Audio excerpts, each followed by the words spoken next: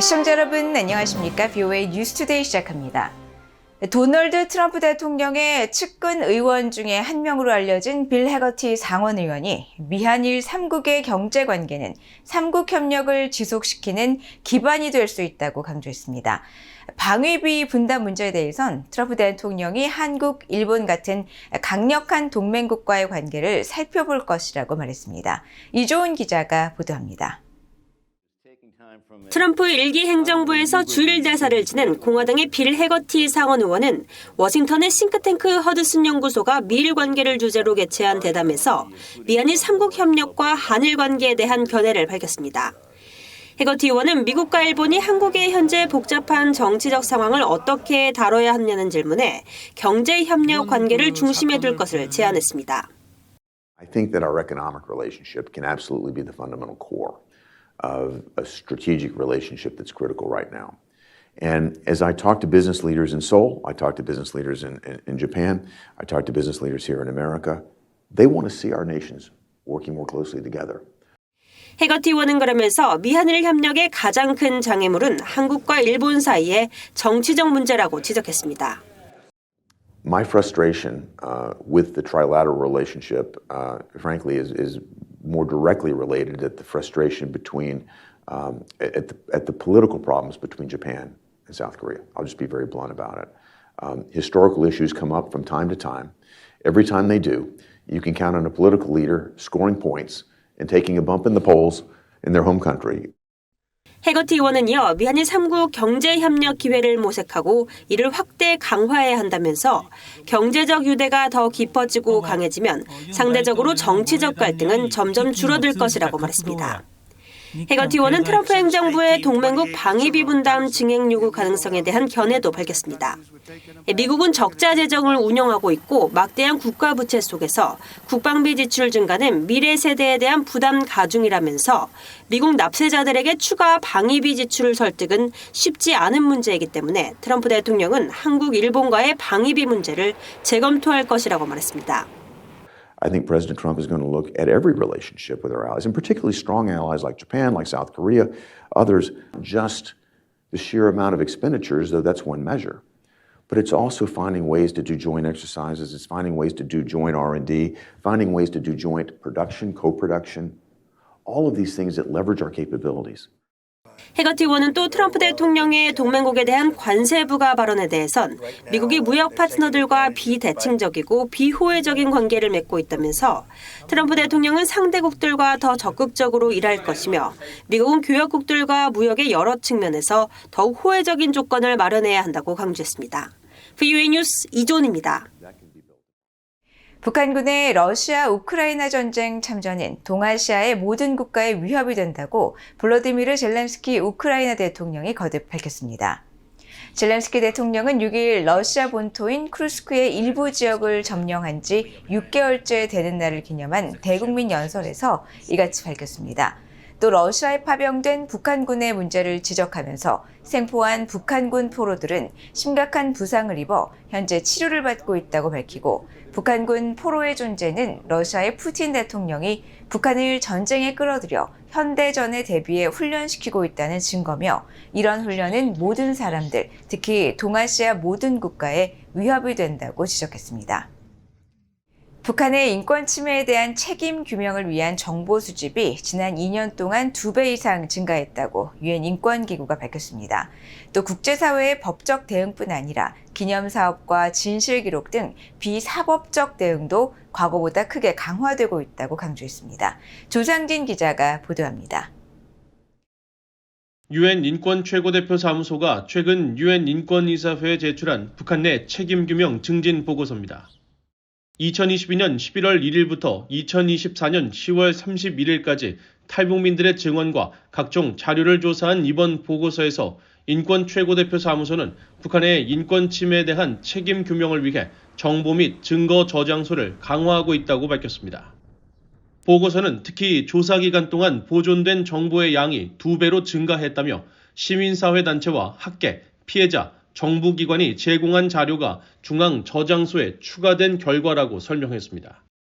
또 북한의 공식 명령과 지침, 내부 사진, 법원 문서, 피해자 기록 및 탄원서 등 새로운 증거를 다수 확보함으로써 정보량이 크게 확대됐다면서 민간단체와 정부기관 간의 협력을 강조했습니다. 보고서는 또 북한 인권 책임자 추궁을 위한 국제사회의 사법적, 비사법적 대응이 과거보다 더욱 확대됐다고 밝혔습니다.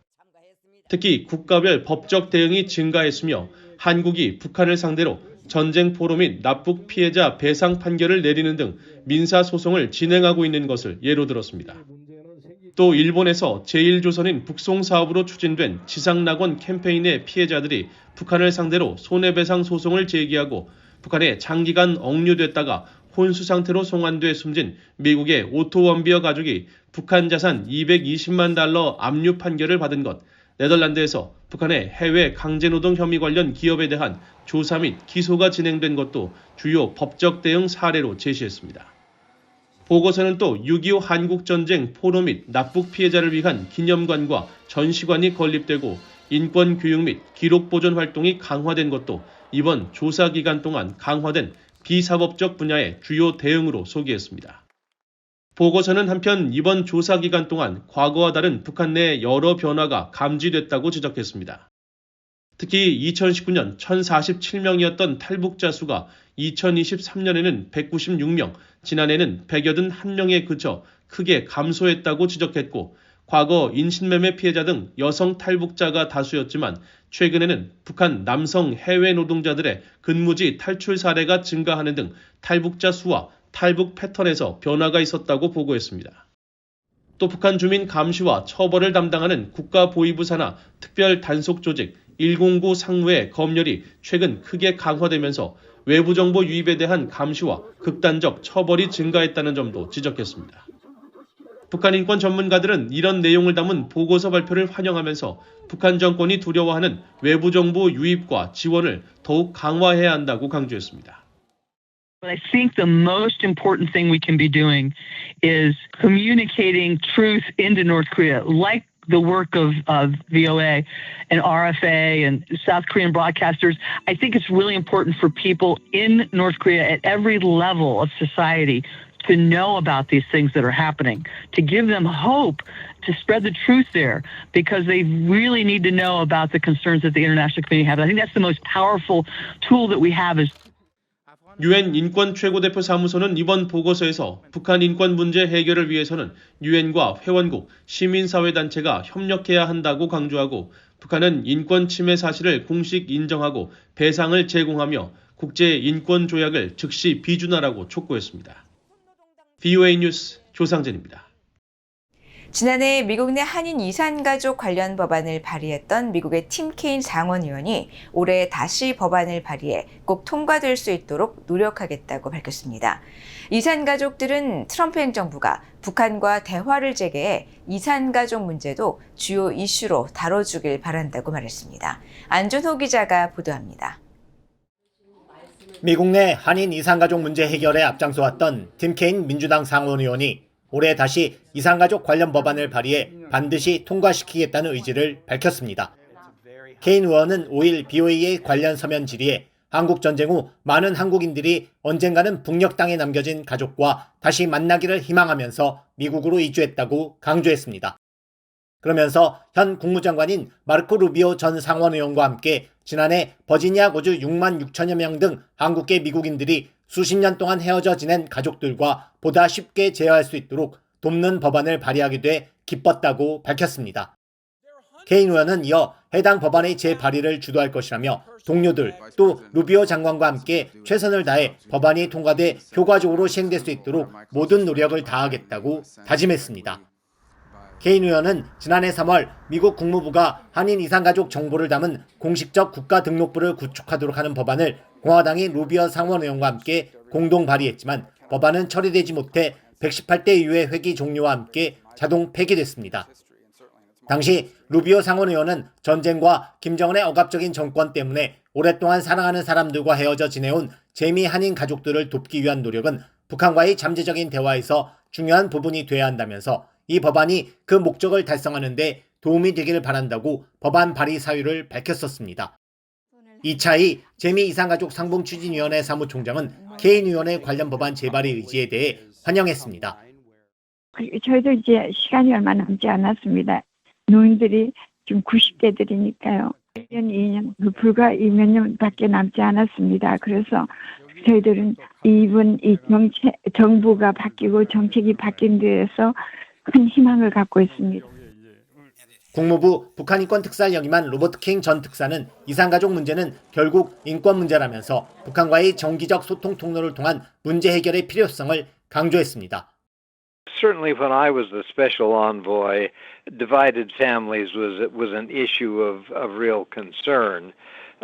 It's difficult to raise because we don't have regular channels for communication with North Korea. 워싱턴의 민간단체인 북한인권위원회의 그레그 스칼라트 회장은 이산가족 문제 해결의 중요성과 함께 정치적 도구 악용 가능성에 대한 우려도 지적했습니다.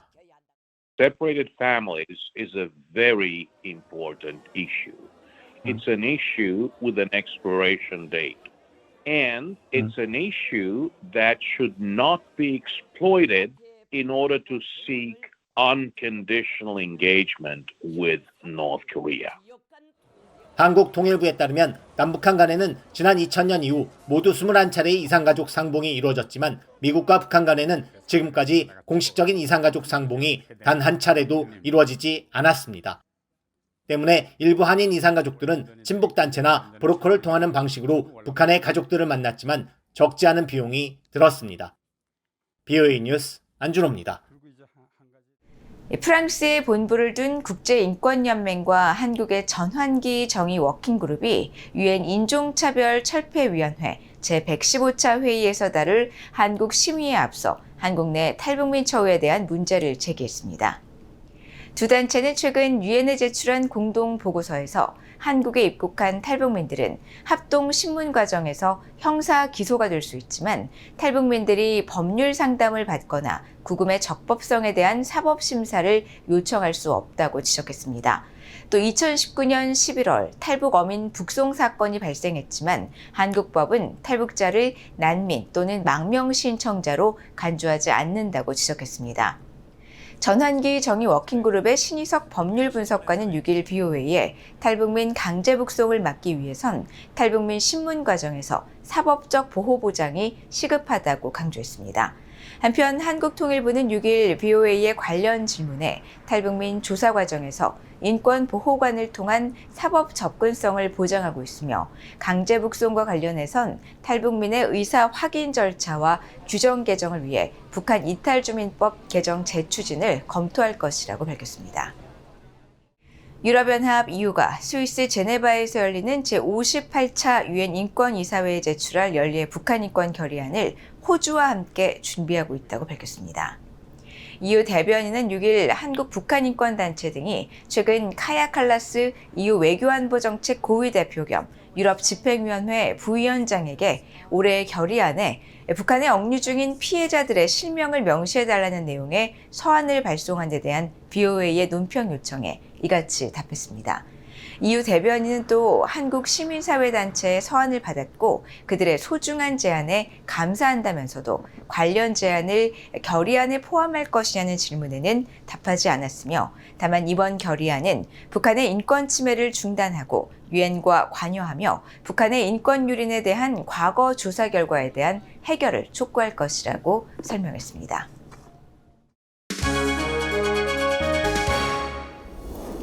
국제뉴스입니다. 미국은 팔레스타인 가자 지구를 인수하게 될 것이라고 도널드 트럼프 대통령이 거듭 밝혔습니다.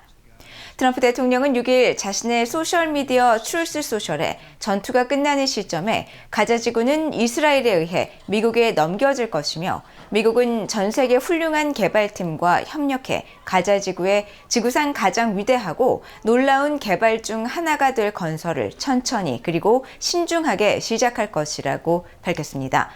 트럼프 대통령은 또 가자 지구 내 팔레스타인인들이 애초 가자 내 훨씬 더 안전하고 아름다운 공동체와 신축 현대식 가옥에 재정착했어야 했다면서 이 같은 개발을 통해 행복하고 안전하며 자유로워질 수 있는 실질적 기회를 갖게 될 것이라고 강조했습니다. 아울러 이 같은 일이 진행되면 가자 지구는 미군이 필요하지 않을 만큼 매우 안정적이게 될 것이라고 설명했습니다. 트럼프 대통령의 이 같은 입장은 지난 4일 베냐민 네타냐후 이스라엘 총리와의 정상회담 직후 미국의 가자 지구 인수 계획을 전격 발표한 데 이어 나온 겁니다.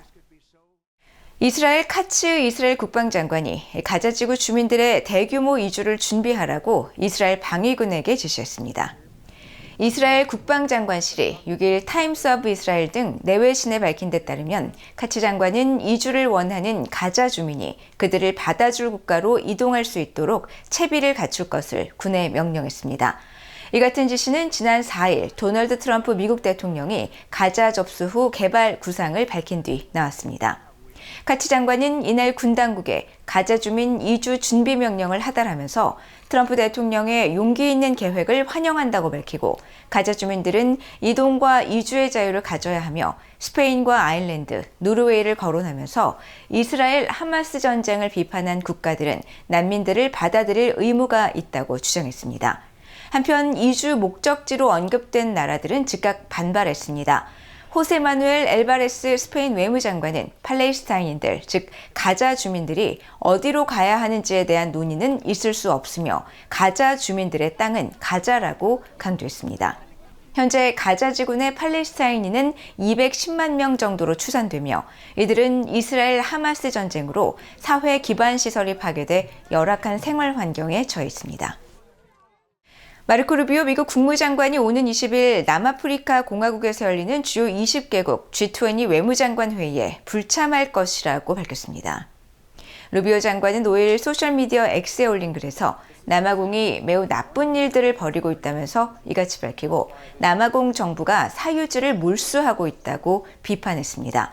이어 남아공이 연대와 평등, 지속가능한 증진 등 다양한 보호와 기후변화 정책 등의 G20를 이용하고 있다고 지적했습니다.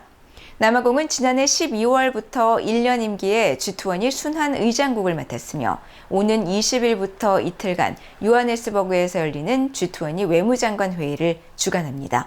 앞서 도널드 트럼프 미국 대통령은 지난 2일 소셜미디어에 구체적 증거를 제시하지 않은 채 차별적 토지 정책을 펼치는 남아공에 대해 모든 자금 지원을 중단한다고 밝혔습니다.